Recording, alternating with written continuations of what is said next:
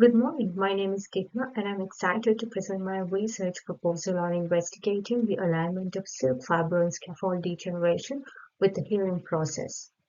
So, what is silk fibroin and what is the importance of this proposal? Let me provide you with some background information. As we all know, wound healing is a very complex mechanism. However, incomplete or delayed healing, even in the presence of current wound dressings, result in scar formation and many associated complications such as infections, ulceration, etc. This is because the current wound dressings are incapable of creating favorable conditions for a successful healing process. Consequently, silk fibroin came to the rescue with scientific advancement. Silk fibrin is extracted from silkworm. Initially, it is extracted as a solution, which can be amazingly converted to 5 different isoforms. Out of all, silk fibroin scaffolds are the most often extensively studied as they are easily aligned with many clinical applications. Literature review studies revealed numerous techniques such as cross-linking that can be used to modify its properties to further facilitate wound healing. However, these modifying techniques also alter its degradation rate. Current research lacks a lot of knowledge regarding the level of alignment between silk fiber and scaffold degeneration rate and the healing process. This lack of knowledge means we cannot ensure long-term tissue regeneration by the scaffold wound dressing.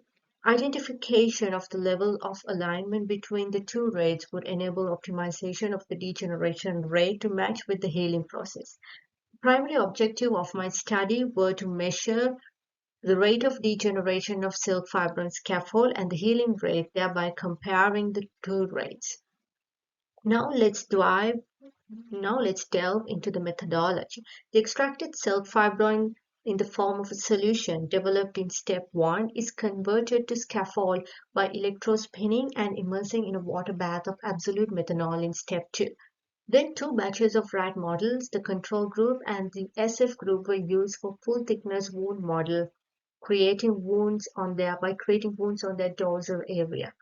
The initial area of the wounds and the mass of the scaffolds will be measured. Thereby, on days 4, 8, 12, and 20 after treatment, the same measurements will be obtained for calculations of the rates.